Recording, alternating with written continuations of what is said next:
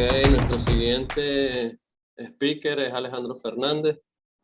Nos va a hablar un poco acerca del presente y futuro del DeFi. Hola a todos, mi nombre es Alejandro Fernández. Me pueden encontrar en todas las redes sociales como Aleph Crypto. Soy un entusiasta cripto y bueno, me encantan las criptomonedas. De hecho, desde que estuve en el liceo, básicamente hablaba con un amigo sobre criptos, Bitcoin generalmente. Incluso pertenecía al grupo de investigación para la comunicación, el CIC UCAP. Ni charlas sobre cripto en UCAP.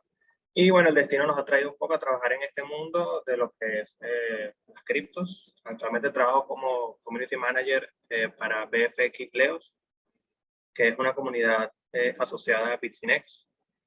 Y Bitfinex es uno de los exchanges más grandes de criptomonedas o los más importantes. También en el pasado trabajé para MakerDAO como embajador.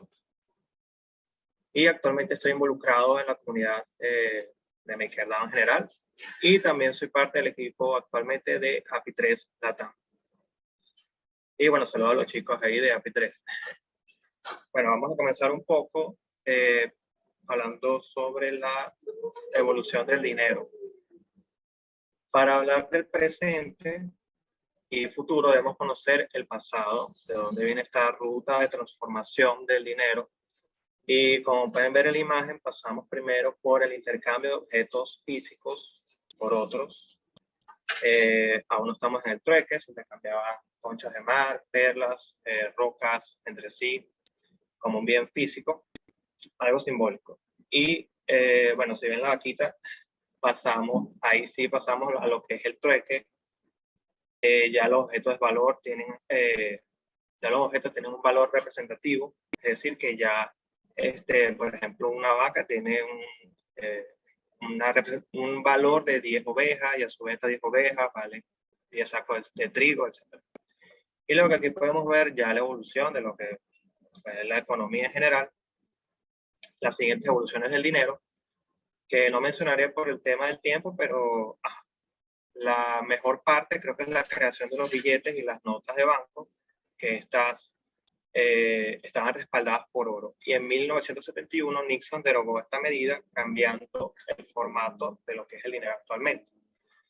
Metafóricamente hablando, este dinero ya no tiene respaldo y prácticamente no tiene valor intrínseco. Aquí despierta la creación de una nueva economía basada en lo que es la deuda y otros factores políticos. Hasta que llegamos a la actualidad, donde ya hay tarjetas de crédito, débito, y se crea el comercio electrónico.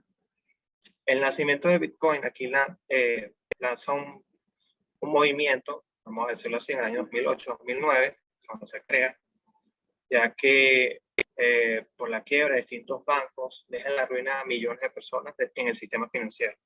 Las bienes raíces casi colapsan, y ante todo esto, lo más profundo de Internet, nace esta moneda que dice resolver los problemas más elementales de lo que consideramos dinero, ¿okay? Y la transferencia de valor, que es lo más importante. Bitcoin es importante porque surge como un ejemplo de la primera moneda descentralizada desde su concepción. Y esto significa que no hay una autoridad central o un banco que decida sobre la moneda, que nadie realmente puede controlar Bitcoin. En este caso, el código es ley y solo se emitirán 21 millones de monedas. Así se crean las reglas de este sistema distribuido que hace posible las transacciones. Y bueno, aquí ya vemos el indicio de lo que es el presente actual donde nos encontramos. Otro cambio, otro momento significativo también fue la creación de Ethereum, que es una de las redes más importantes en el año 2014, que fue ideada por primera vez los contratos inteligentes dentro de esta red, o los smart contracts. Y son contratos que se ejecutan sin intermediarios. Realmente podemos decir que con esta red es la que nace la tecnología DeFi y el actual ecosistema que podría decirse Legos o aplicaciones que están interconectadas entre sí de una manera que simula el sistema financiero. ¿Okay? Ahora bien, ¿qué es DeFi? El término DeFi viene, y lo pongo, de Decentralized Finance o finanzas descentralizadas. El ejemplo para entender DeFi es sencillo, es toda la infraestructura de productos o servicios que podemos esperar del sistema tradicional, pero convertido a algo sin intermediarios, de toda manera descentralizada. Es decir, atrás no existe un tercero de confianza. Ok, ahora pasemos y vemos un poquito el sistema financiero descentralizado. Y vamos a hablar un poco sobre las ventajas. La primera, obviamente, la más importante es la accesibilidad, ya que el sistema financiero mundial limita no solo el uso, también la posibilidad de que las personas puedan acceder a instrumentos financieros. Y esto es una limitante muy grande, sobre todo en países en desarrollo, e incluso es una barrera directa sobre el futuro económico de nosotros, los individuos, el no poder ahorrar, guardar dinero, etc. Luego tenemos la otra ventaja, que es el open source, que esta parte tiene que ver con el código libre. En este caso, la mayoría de los protocolos dejan que su código sea libre, de libre acceso, e incluso los contratos inteligentes puedes auditarlos en su mayoría. Esto promueve la participación de la comunidad, encontrar errores y así ser recompensados con dinero por estos aportes en programas, hackatones, eventos, etcétera, que son recompensados muy bien en el entorno DeFi. Luego tenemos la transparencia, que esto está enlazado con el punto anterior, ser todo de código abierto, y más allá, gracias a esta capacidad de visualizar todo, e incluso las redes blockchain en general, se sabe todo, se sabe realmente qué se hace con tu dinero, a dónde va, se puede ver la liquidez del protocolo y todos los datos del mismo. Okay, muy bien. Ahora vamos a pasar a las desventajas, que hay que hablarlas obviamente, que son los hackeos. Como los protocolos son de código abierto, como lo mencionaba antes, los hackers aprovechan esto para revisar el código y encontrar vulnerabilidades. Igual pasa con los contratos inteligentes. El caso más famoso recientemente fue el de Axie Infinity, que se robaron de su bridge, de su puente de redes, aproximadamente 650 millones de dólares. Y se especula que son norcoreanos, curiosamente, que DeFi es mundial también. La escalabilidad, esto tiene que ver en general con el diseño de las estructuras económicas y los incentivos detrás de DeFi, y también de muchas dApps que no están diseñados para una cantidad masiva de usuarios. El caso Terra Luna y UST es un ejemplo de esto, y realmente muchas redes no están preparadas para la masificación de tantas transferencias, ¿no? y aplicación. Las regulaciones lo pongo ahí porque esto en parte puede afectar a los protocolos DeFi, aunque parezca un poco descabellado. Hay un componente humano detrás de todo lo que son las dApps. Entonces, prácticamente son como una especie de startup y tienen una tendencia un poco centralizada y pueden ser reguladas en algunos países como Estados Unidos, etc., ¿no? Países del primer mundo. Ok, aquí vemos un poco lo que es la capitalización de mercado, que como pueden ver aquí en DeFi Pulse dice aproximadamente que son 50.000 millones de dólares. Eso apenas en 2 años, y 146.000 millones, dice DeFi Lama, en total en todas las redes. O sea, realmente estamos hablando de un valor impresionante de mercado, un mercado que ha crecido de cero aproximadamente desde hace 2 años, tiene un crecimiento gigante en el uso de todas estas tecnologías, ¿no? Muy bien, ahora vamos al caso de usos, de los usos más importantes.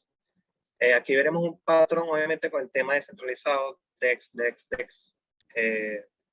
Y realmente se busca que todo el ámbito de lo que se construye este ecosistema tenga la menor interacción humana. ¿Okay? Por eso mucho se usa la descentralización, ¿okay? De lo que hablábamos antes. En este caso, lo que es un DEX.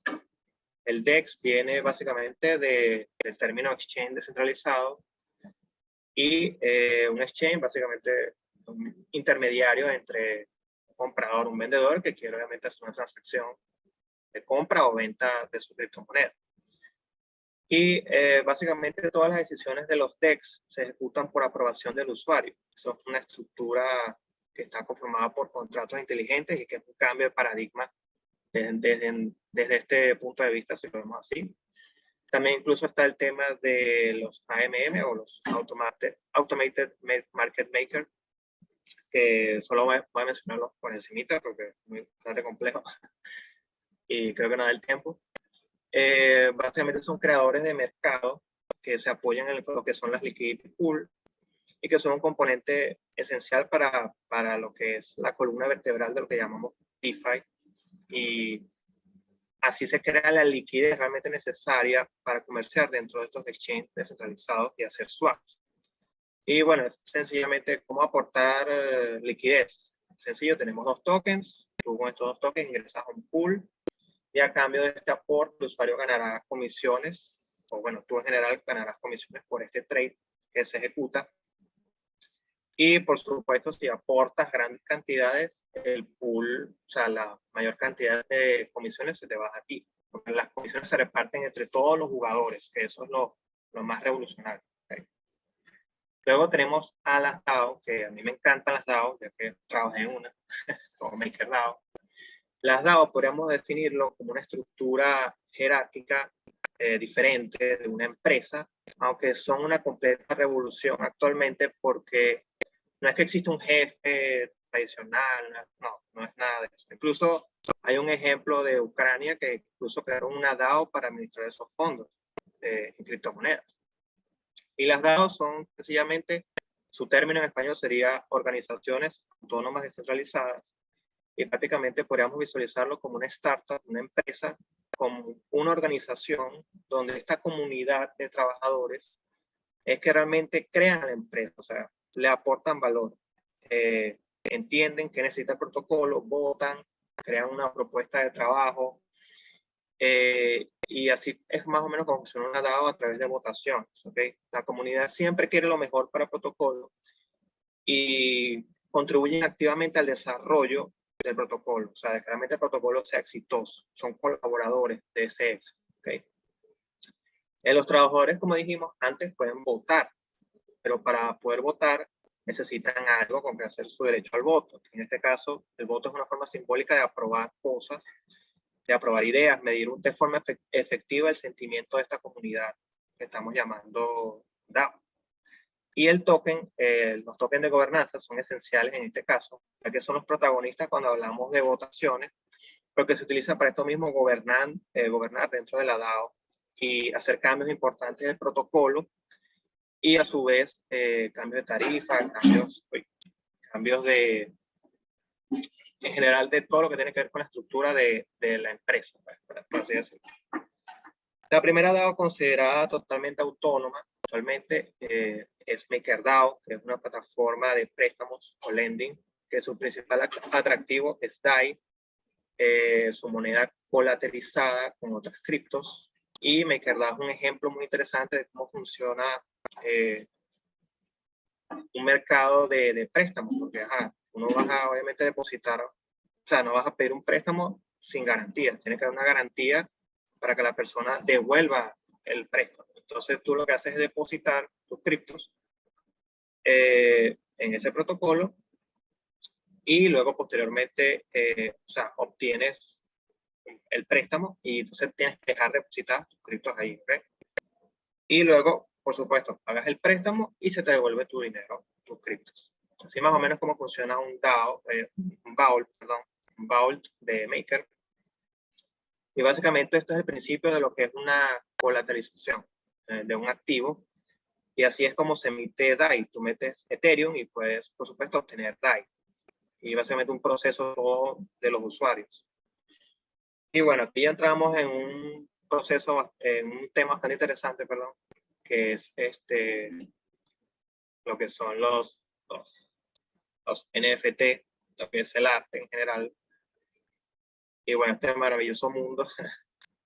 En general, me gustaría un poco sobre, sí, el arte en general. Y bueno, los NFT son básicamente tokens no fungibles que no son divisibles en más partes individuales. Su valor se basa en ser un token único.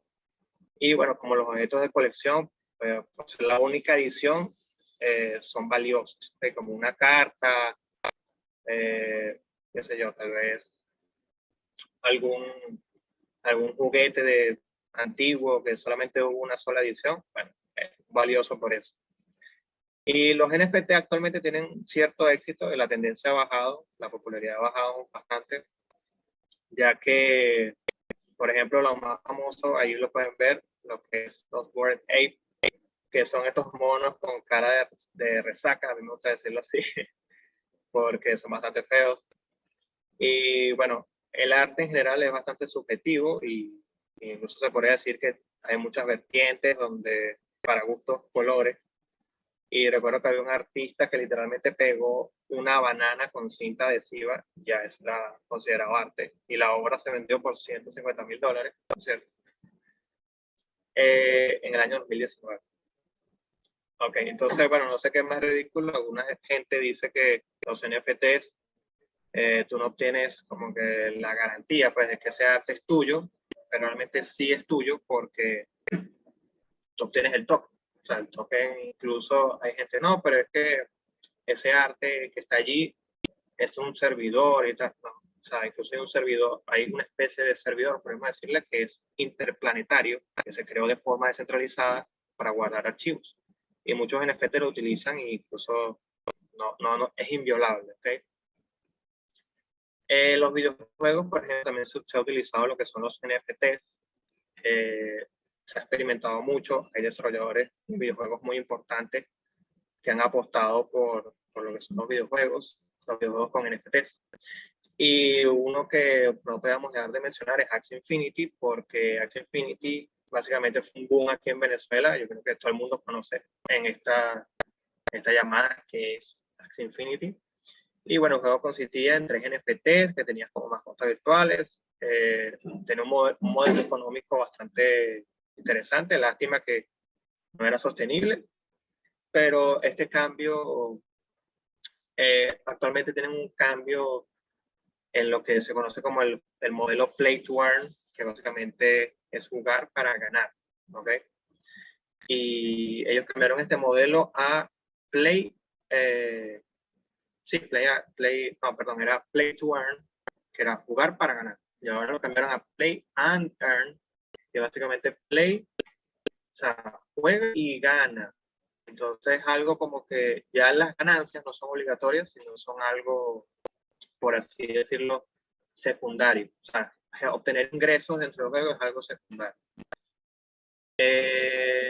Bueno, básicamente hay muchas otras aplicaciones dentro del mundo de los videojuegos. Incluso se interesó Electronic Arts y Ubisoft para experimentar lo que son las skins en los videojuegos, personajes, armas, etcétera. Y tal vez, probablemente, no veamos en el corto plazo un videojuego de AAA que incluye NFTs, porque la tendencia ha bajado, la tendencia con las criptos en general y los NFTs ha bajado.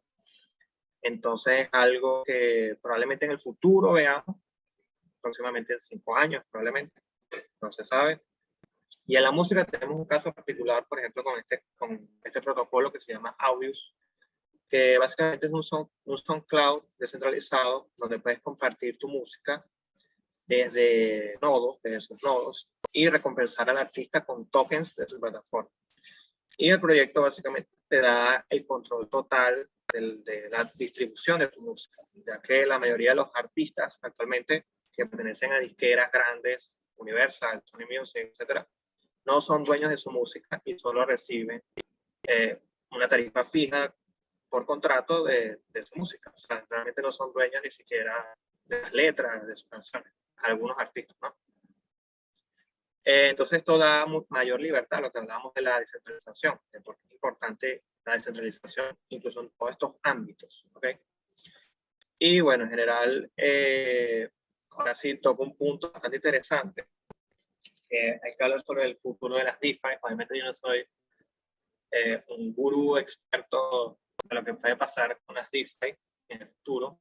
Es una especulación, tómenlo como eso mismo, una especulación. ¿Y por qué pongo aquí, por ejemplo, lo que son las CBDC, que son las monedas de los bancos centrales del mundo, que están potenciando, por ejemplo, el dólar digital, lo que es el euro digital?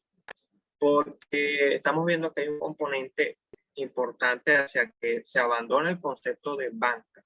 Se utiliza más que todo este concepto de una billetera virtual, similar a lo que son DeFi, desde un punto de vista tecnológico. Obviamente hay mucha separación de ideas, porque obviamente la centralización, los bancos pueden bloquear igual con la CBDC tu dinero, pueden desaparecer tu acceso a estas wallets. Entonces, realmente las DeFi no van a suplantar, ni las cripto creo que van a suplantar a lo que son los bancos en el futuro, pero sí probablemente haya una unión de lo que es CeFi más DeFi, por eso lo coloco allí, porque técnicamente el sistema centralizado, como dijimos antes, ha tenido muchas fallas en lo que este acceso, esta accesibilidad a las finanzas, a pedir un préstamo.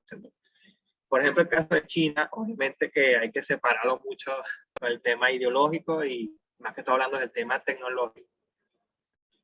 Es un ejemplo de lo que podría ser DeFi en el futuro, obviamente hablándolo desde la perspectiva tecnológica.